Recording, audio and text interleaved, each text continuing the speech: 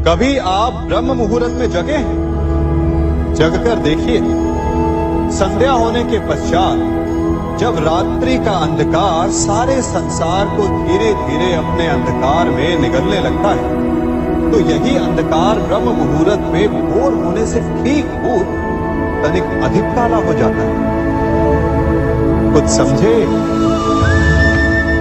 हमारा जीवन भी कुछ ऐसा ही होता है।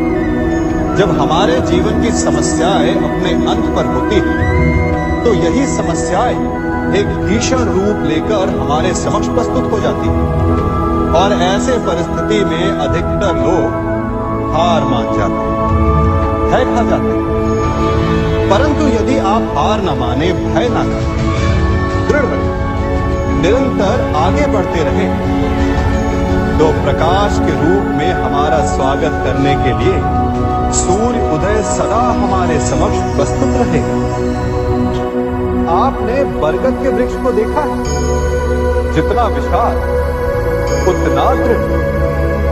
पतझड़ में वो सूख जाते हैं, परंतु दुर्बल नहीं होते, टूट कर गिरते नहीं। और उसके विपरीत दलदल में उपजे वृक्षों को देखिए, वो दिखने में तो बड़े होते हैं, पतझड़ आए या शीत सदा हरे भरे होते हैं, परंतु इतने दुर्बल होते हैं कि जल धारा के हल्के से वेग से वो गिर जाते हैं।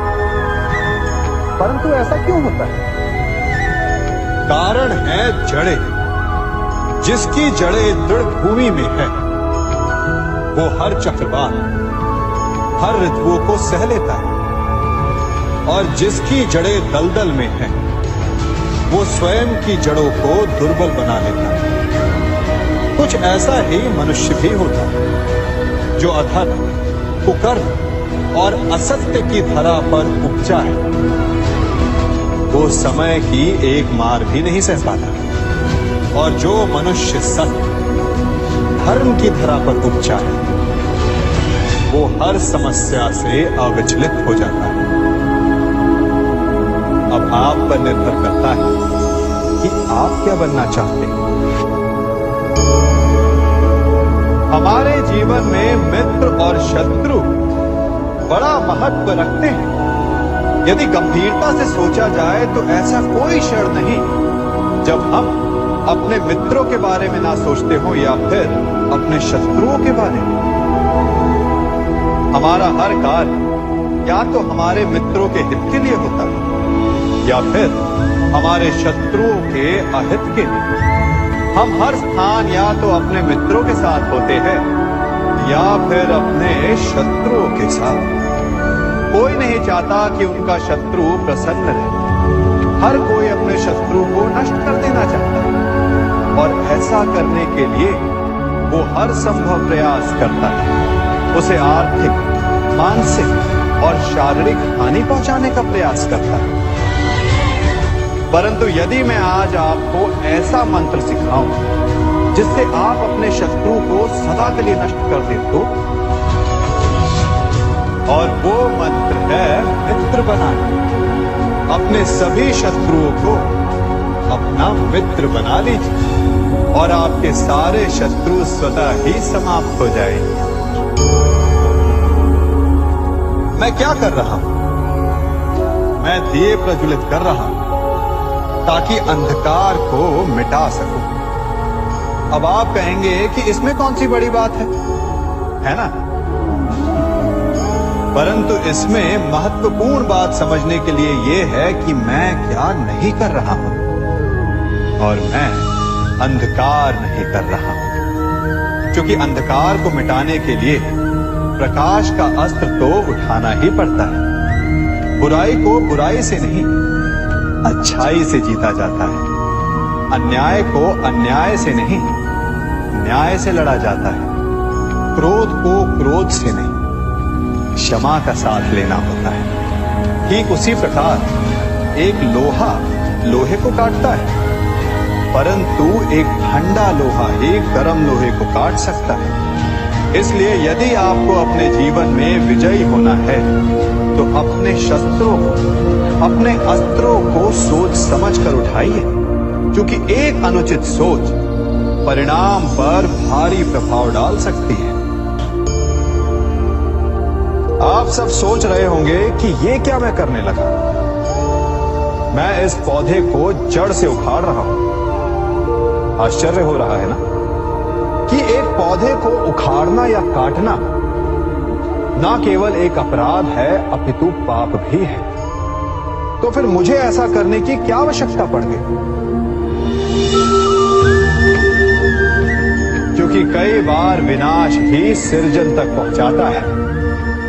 यदि नया भवन बनाना हो तो पुराने भवन को गिराना पड़ता है।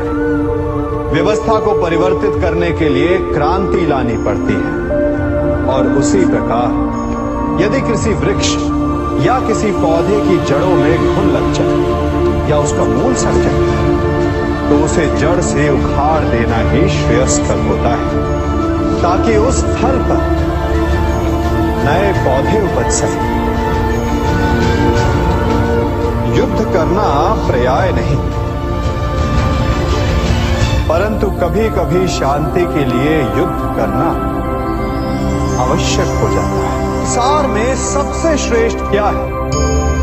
फूल या कांटे, प्रेम या घृणा, संपन्नता या दरिद्रता, मित्र या शत्रु? बताइए। अब आप भी कहेंगे कि भला ये कोई पूछने की बात हुई? अवश्य फूल, प्रेम, संपन्नता और मित्र ही श्रेष्ठ है। परंतु क्या आपने अपने जीवन में कभी सोचा है कि हर एक भाव, हर एक वस्तु, हर एक घटना का एक गुण धर्म होता है?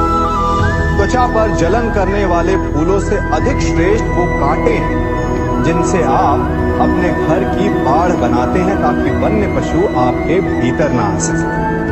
वो प्रेम श्रेष्ठ नहीं जो आपको अंधा, लोभी, पक्षपाती बनाता। वो घृणा श्रेष्ठ है जो आपको नया मार्ग दिखाता। वो संपन्नता श्रेष्ठ नहीं जो आपको कृपण बनाता, मतदान बनाता। वो दरिद्रता श्रेष्ठ है जो आपको जीवन में परिश्रम करने की शिक्षा दे। कुविचार देने वाले, बुरा मार्ग दिखाने वाले मित्रों से अधिक श्रेष्ठ वो शत्रु होते हैं जो हमें जीवन का लक्ष्य देते हैं।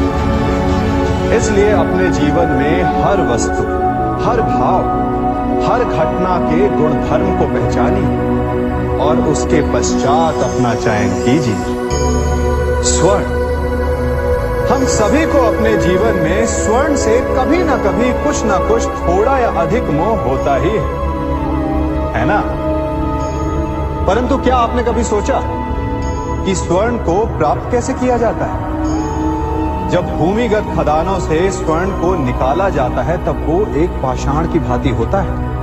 ऐसा पाषाण जिससे आप किसी को भी मार सकते हैं, परंतु उसे आभूषण के रूप में स्वयं के शरीर पर धारण नहीं कर सकते। यदि उसे आभूषण बनाना है तो उसे लंबी यात्राएं करनी होती है। उस पाषाण को पिघलना होता है। सुनार के हथौड़ी की अनेकों चोटें खानी पड़ती है। फिर काट छाट और उसके पश्चात जाकर वो ऐसा आभूषण बनता है जो हमें वर्षों तक, सदियों तक लुभाता रहता है। इसलिए यदि आपको समय पर विजय पानी है तो स्वयं के निर्माण पर समय देना होगा।